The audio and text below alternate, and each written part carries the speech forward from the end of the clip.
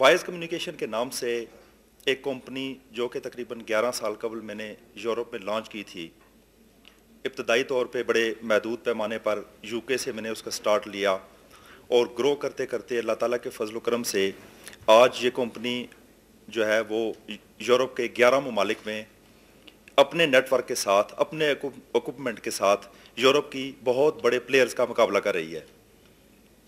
यहाँ पर यह बताते हुए मुझे कोई आर नहीं कि वाइज कम्युनिकेशन सिस्टम्स लिमिटेड की ये जो इंटरनेशनल कंपनी है, ये टोटली एक पाकिस्तानी की कंपनी है। इसमें किसी यूरोपी का कोई हाथ नहीं, ना ही कोई यूरोपी पार्टनर है मेरा।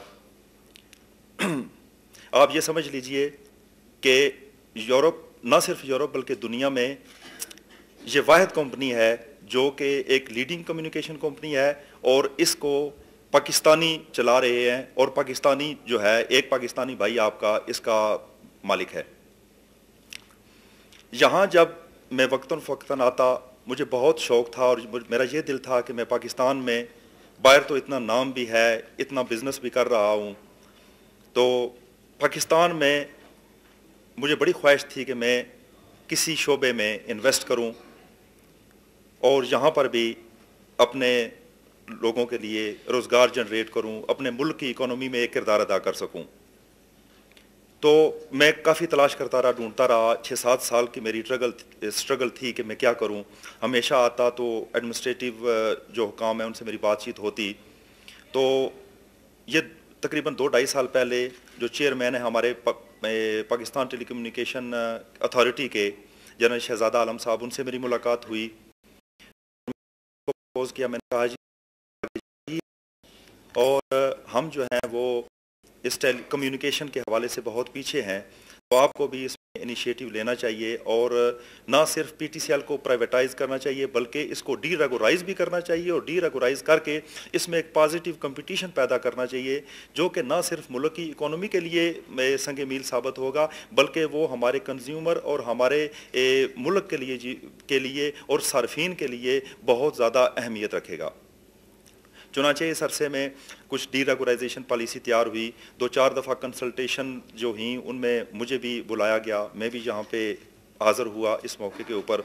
तो आखिर में बिला आखिर पिछले साल एक डी रेगुलाइजेशन पॉलिसी जो है वो कैबिनेट से मंजूर कराई गई और यहाँ पर जो है ना उसको इम्प्लीमेंटेशन किया गया। उसके बाद लाइसेंसिंग प्रोसेस शुरू हुआ। लाइसेंसिंग प्रोसेस में एप्लीकेशंस मांगी गई और एक क्राइटेरिया जो है वो अनाउंस किया गया।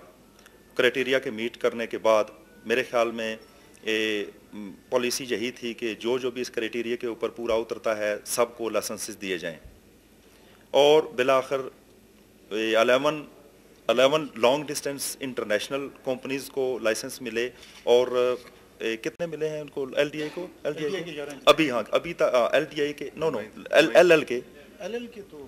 एलएल के काफ़ी हैं, उनका अभी तक फाइनल भी नहीं हुआ, आस्ता आस्ता लाइसेंस दिए जा रहे हैं। तो ये तो सारा इसका ब्रीफ था।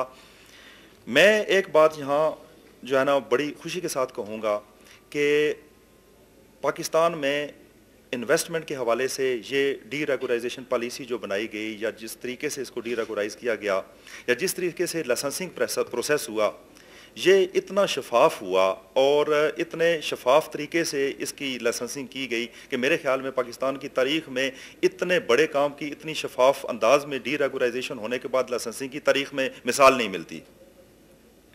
मैं उसके बाद आता हूँ प्रोजेक्ट की फिजिबिलिटी के ऊपर और इसकी कंडीशंस इसके ऊपर कि ये कैसे आगे चलेगा। प्रोजेक्ट माशाल्लाह अनाउंस हो गया है। 11 कंपनियां जो हैं वो long distance national and international telecommunication के लाइसेंसेस ले चुकी हैं। हमारे मुल्क में इस वक्त बहुत कम 17-18% जो हैं वो कंज्यूमर जो हैं वो टेली कम्युनिकेशन की सहूलतें जिनको मैसर हैं, बाकी पाकिस्तान का एक बहुत बड़ा हिस्सा जो है वो इससे महरूम है। इसमें पॉजिटिवली कंपटीशन होगा, इतने ज़्यादा मसाइल पैदा नहीं होंगे और सारी कंपनीज़ भी फ्लरिश करेंगी इंशाल्लाह। पाकिस्तान में सारे इन्वेस्टर्स जो हैं वो भी अपने लिए अच्छी इन्वेस्टमेंट के जो है ना वो रिटर्न्स लेंगे और ख़ास तौर पर कंज्यूमर जो है उसको बहुत फ़ायदा पहुंचेगा, फाइनेंशली भी उनको फ़ायदा पहुंचेगा और कनेक्टिविटी के एतबार से जो क्वालिटी इश्यूज़ थे वो भी तकरीबन सॉल्व हो जाएंगे, क्योंकि पीटीसीएल के साथ पॉजिटिव होगा कंपटीशन। तो जब पॉजिटिव कंपटीशन होता है तो क्वालिटी सबसे ज़्यादा इंपॉर्टेंट अहमियत रखती है, तो वो क्वालिटी इशू भी हमारा ख़त्म हो जाएगा। मुझे अच्छे तरीके से पता है कि जब हम इंटरनेशनल कनेक्टिविटी करते हैं पाकिस्तान के साथ और इतनी ज़्यादा कंजेशन होती है कि बाज़ औक़ात जो है ना 40, 50 और 60% कॉलें हमारी रिजेक्ट हो जाती हैं कैपेसिटी ना होने की वजह से। तो ये सबसे बड़ा इशू ये था, ये जो ख़त्म हो जाएगा, क्योंकि ओवरसीज़ पाकिस्तानी जो हैं वो अपने ख़ानदान में जब उनको छुट्टी का वक्त होता है, जब टाइम मिलता है वो बात करना चाहते हैं, तो जब उनके पास टाइम है उनको टेलीफोन की कॉल ही नहीं मिलती थी। तो इस तरह ये एक पॉजिटिव सीन है। अब आगे मैं इन्वेस्टमेंट की तरफ आता हूँ। तो इन्वेस्टमेंट जो है इस प्रोजेक्ट के ऊपर तकरीबन लॉन्ग डिस्टेंस इंटरनेशनल की इनिशियल इन्वेस्टमेंट तकरीबन $20 मिलियन के करीब है और वाइसकॉम और जीटी का ये क्योंकि एक जॉइंट वेंचर है, जब मैंने लाइसेंसिंग के लिए यहाँ पाकिस्तान में सोचा तो मैंने फिर उसके बाद जो पाकिस्तान में नज़र दौड़ाई और मैंने पूरा मुकम्मल सर्वे किया कि कौन सी ऐसी कंपनी लोकल पाकिस्तान में अपनी क्रेडिबिलिटी के साथ एग्जिस्ट करती है जिसके साथ मैं अपनी कंपनी का जॉइंट वेंचर करूं।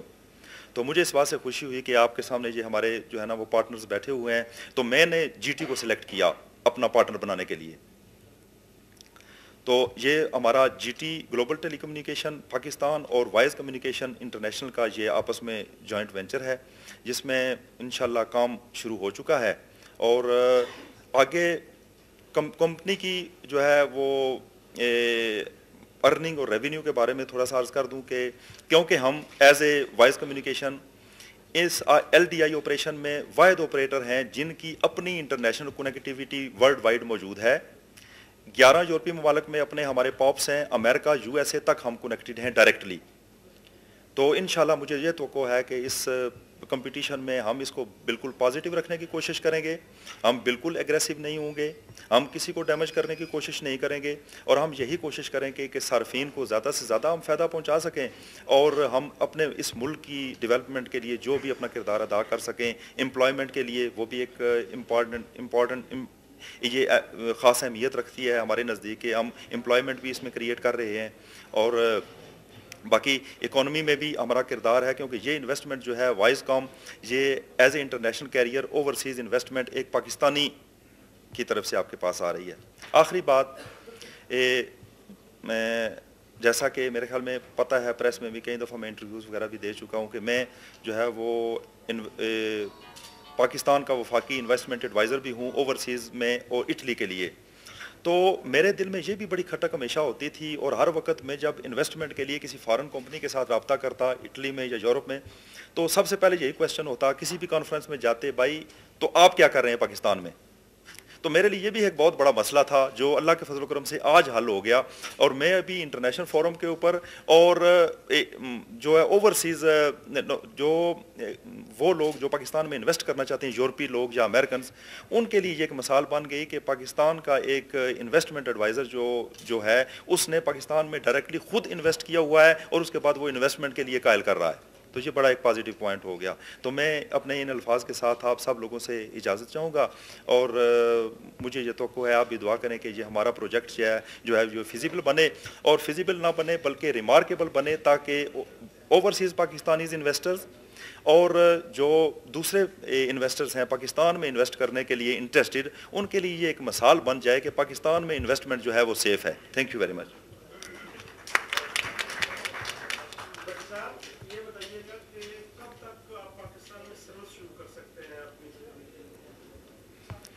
देखिए जी, सर्विस शुरू करने के लिए हमें तकरीबन 2 महीने का अरसा दरकार है हमें, लेकिन इस पे डिपेंड करता है कि लोकल पीटीसीएल के साथ हमारी कनेक्टिविटी होगी, वो कनेक्टिविटीज़ और हमें लोकेशन अपने पॉप्स में देने के लिए 14 पॉप्स यहाँ पे हमें बनाने पड़ेंगे।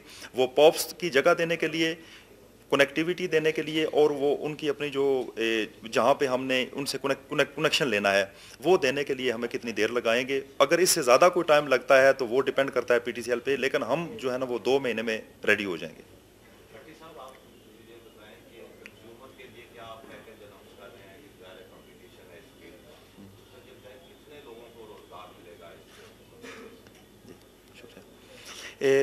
कंज्यूमर के लिए जो है वो मैं जैसे पहले अर्ज़ कर चुका हूँ कि अभी 100% कैलकुलेशन तो हम नहीं कर सकते क्योंकि ओपन मार्केट में कंपटीशन होगा।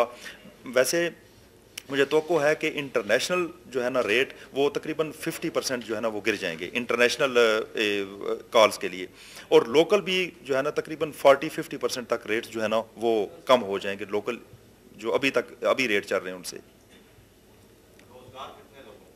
रोज़गार इब्तदाई तौर पे देखें जी, आप मेरे ख्याल में हमारी कंपनी के हिसाब से देखें तकरीबन शुरू में होगा तकरीबन 300-400 आदमी से लेकर उसके बाद आगे बढ़ता जाएगा। लॉन्ग डिस्टेंस में तो इतने ज़्यादा लोगों को रोज़गार बहुत ज़्यादा लोगों को नहीं मिल सकेगा, लेकिन LTI का जो प्रोजेक्ट है आहिस्ता आहिस्ता चलेगा, इसको बहुत टाइम लगेगा, 2-3-4 साल की बात नहीं है, ये मेरे ख्याल में 8-10-12-15 सालों का काम है। जिस वक्त पूरा मुल्क जो है वो लोकल लूप कनेक्टिविटी में आ जाएगा तो इसमें और मज़ीद ज़्यादा रोज़गार के ज़राए निकल आएंगे। तकरीबन टोटल 20 जी लॉन्ग डिस्टेंस इंटरनेशनल के प्रोजेक्ट में जी तकरीबन $20 मिलियन की इन्वेस्टमेंट है। इन एडिशन जो है ना वो लोकल लूप का फी रीजन जो है ईच रीजन, हमने लोकल लूप के 5 रीजन जो हैं वो सिलेक्ट किए हैं, तो हर एक रीजन में जो है ना वो तकरीबन 15 मिलियन की इन्वेस्टमेंट बनती है। वो हम फौरी तौर पर तो नहीं कर रहे, फौरी तौर पे हम लॉन्ग डिस्टेंस का प्रोजेक्ट कर रहे हैं, और आहिस्ता आहिस्ता जो है जब लॉन्ग डिस्टेंस का ये प्रोजेक्ट हमारा मुकम्मल हो जाएगा ये तकरीबन 2-3-4 महीनों में, तो फिर हम उसको स्लोली स्टेप बाय स्टेप जो है वो रीजन्स में लेकर आएंगे लोकल लूप की सूरत में। ये ले लें जी, स्कैंडिनेवियन के 3 मुल्क हैं, उसके बाद Italy, France, Germany, Greek, Spain, UK और यूके, इटली एंड उधर अमेरिका में भी हमारी कनेक्टिविटी है जी। यूएसए में है जी, यूएसए में भी हम कनेक्टेड हैं।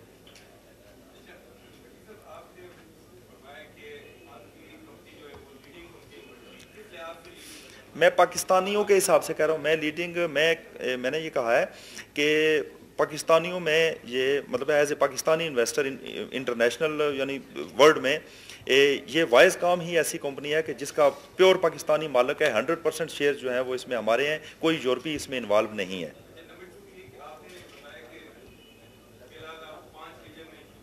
जी। ये हाँ जी जी, हमने जो है ना जी इस्लामाबाद, रावलपिंडी, फैसलाबाद, गुजरांवाला, कराची के 2 रीजन, कराची का 1 रीजन, और ये लोकल लूप की बात है, नहीं ये 2 बातें अलग-अलग हैं। ये देखें मिक्स LDI जो है उसके 14 पोप हम एक वक्त लगाएंगे और एक 15 पोप जो है वो हमारा यूके में हमारा लगेगा। लॉन्ग डिस्टेंस का हम एक वक्त में सारा कर रहे हैं। हमने 5 जो है ना वो लाइसेंसेस अभी लिए हैं, ये लोकल लूप के हैं, लोकल कनेक्टिविटी के लिए।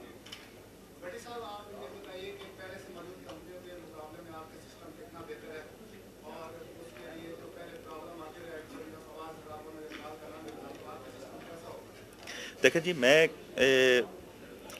तकरीबन इस 10-11 साल के अरसे से यूरोप में यूरोपियन प्लेयर के साथ कम्पीट कर रहा हूँ, और जो मतलब टेस्टेड इक्विपमेंट हम वहाँ पे इस्तेमाल कर रहे हैं, वर्ल्ड की जो लीडिंग टेलीकम्युनिकेशन के इक्विपमेंट बनाने वाली कंपनीज़ हैं जिनके इक्विपमेंट्स हमने टेस्ट किए हुए हैं, और मैं जो बड़े प्लेयर्स हैं ग्लोबल क्रॉसिंग, AT&T, BT और इन लोगों के साथ कंपटीशन के लिए जो इक्विपमेंट हम वहाँ इस्तेमाल कर रहे हैं उसी किस्म के इक्विपमेंट हम पाकिस्तान में इस्तेमाल करेंगे। Hello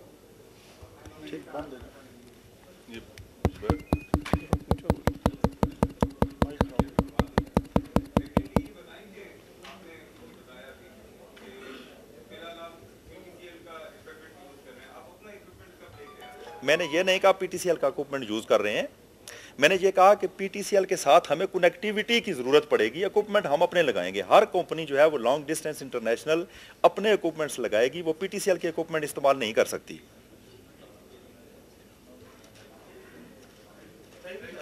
thank you. है ना, क्वालिटी आप कह रहे हैं पीटीसीएल मौजूद है लेकिन कवरेज एरिया बहुत कम है ना हमारे पास। मैं पहले अर्ज कर चुका हूँ कि 17% जो है ना हम कवर कर सके हैं पाकिस्तान का अभी तक। तो इसमें बहुत ज़्यादा मजीद जो है ना गुंजाइश मौजूद है सब कंपनियों के लिए। तो जो अच्छी क्वालिटी प्रोवाइड करेगा, जो बेस्ट कंपेटिटिव रेट प्रोवाइड करेगा, वो जो है वो मार्केट में ज़्यादा बेहतर हो जाएगा। और मुझे तो है कि as a international experience career मैं पाकिस्तान में बहुत अच्छी कनेक्टिविटी और बहुत अच्छी प्राइस जो है ना वो ऑफर कर सकूँगा। देखें अभी एवरेज मकम सही तो नहीं बता सकते, लेकिन मुझे तो है कि 20 से 40-50% तक रेट जो है ना इंटरनेशनल कनेक्टिविटी के और लोकल कनेक्टिविटी के कम हो जाएंगे। आई एम सॉरी, क्योंकि मुझे लैंग्वेज 8-9 लैंग्वेज में बोल सकता हूँ, तो उसमें प्रोनाउंसिएशन का अगर प्रॉब्लम कोई हो गया तो एक्सक्यूज करना है। सेक्टर में मजीद आपके फ्यूचर में क्या प्लान्स हैं? किसी और सेक्टर में भी आप, जिस तरह मोबाइल सेक्टर है या दूसरे सेक्टर्स हैं, उसमें भी कोई इन्वेस्टमेंट कर? देखें जी, मोबाइल के 2 नए लाइसेंस इशू हो चुके हैं और हमें खुशी है कि ये अगर 2 कंपनियां नई स्टेबल हो जाती हैं और उसके बाद अगर मज़ीद गुंजाइश कोई निकली और अगर ये प्रोजेक्ट फिजिबल मज़ीद बनता गया और डेवलप होता गया जिस तरह हमारी एक्सपेक्टेशंस हैं और मुल्क के हालात इसी तरह साजगार रहे इन्वेस्टमेंट के लिए, तो इंशाल्लाह और भी प्रोजेक्ट्स में हम इन्वेस्ट करेंगे। वर्ल्ड वाइड तकरीबन जी इन्वेस्टमेंट अपनी है तकरीबन 200 मिलियन के करीब जो है ना वो हमारी इन्वेस्टमेंट है टोटल, वो इक्विटी जो हमारी बनती है डॉलर्स में जी। हाँ, जो डीरेगुलेशन पॉलिसी पाकिस्तान की है स्पेशली टेलीकॉम सेक्टर में, आप क्या समझते हैं कि दूसरे सेक्टर में भी ये ऐसी पॉलिसी लॉन्च कर रहे हैं? हाँ जी, अगर शफाफ पॉलिसी जिस तरीके से ये टेलीकम्युनिकेशन की पॉलिसी इंतहाई शफाफ और बिल्कुल ट्रांसपेरेंट रही है, इसमें देखें ऑप्शंस ओपन हुए हैं, लाइसेंसिंग फ़ी जो है ना ओपन अनाउंसमेंट हुई है, जो जिसने भी क्वालिफाई किया है उसको लाइसेंस मिल गया है। इसी तरह अगर और सेक्टर्स में भी इसी तरह जो है ना वो शफाफ पॉलिसीज़ अपनाएं तो मेरे ख्याल में जो है ना ये बहुत बड़ी तब्दीली पैदा होगी इसके साथ। शुक्रिया।